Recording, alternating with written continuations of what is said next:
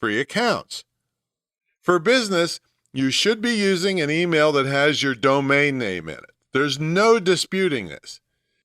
If you use a Yahoo account for business, you are immediately sending a message that you aren't serious. You're a cheapo business. You're not substantial and may not even be around if someone has trouble with your product or service, which would make them reluctant to buy.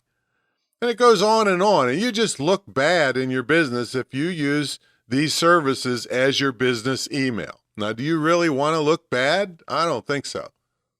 Now, do I use some of these services? Yes, I do, but typically not as a standalone.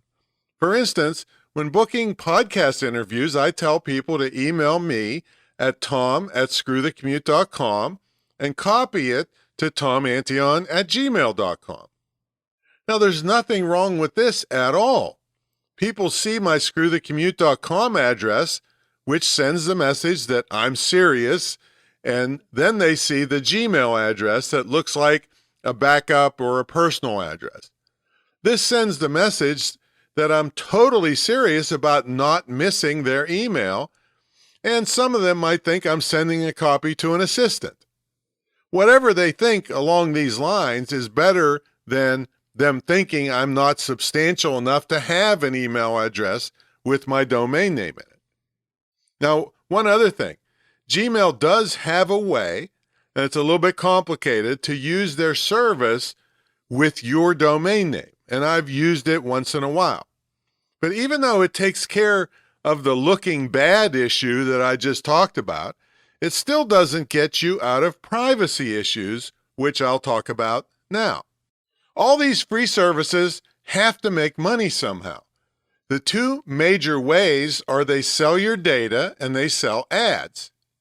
Since I don't do anything nefarious, I don't really care if they sell my interest in, let's say, pressure washing to chemical companies who want to sell me pressure washing chemicals. I don't really care.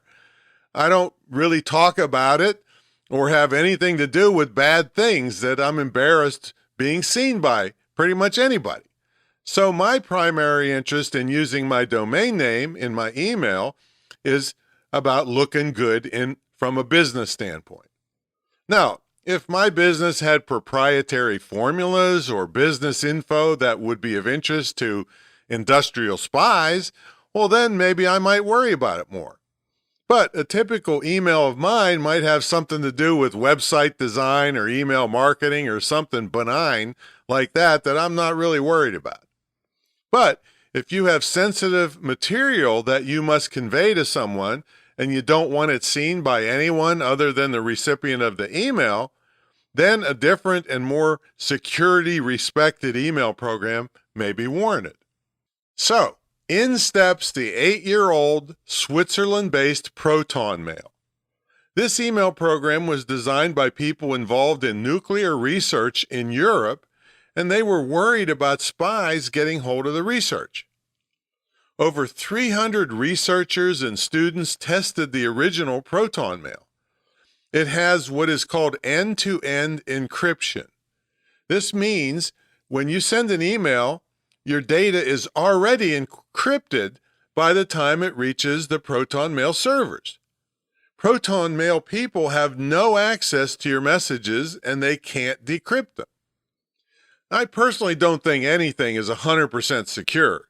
I'm sure if a court order came along, they'd still have to dummy up some information about you, but you can't see inside your emails. So Proton Mail is kind of as close as it gets for the consumer market to great privacy. You can start with a free account.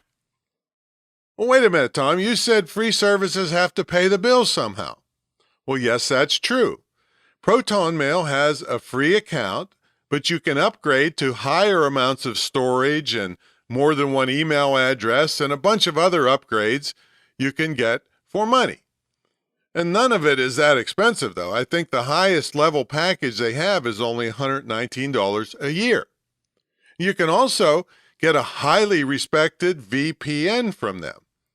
The free version is darn good, and the paid version just gives you more servers to choose from.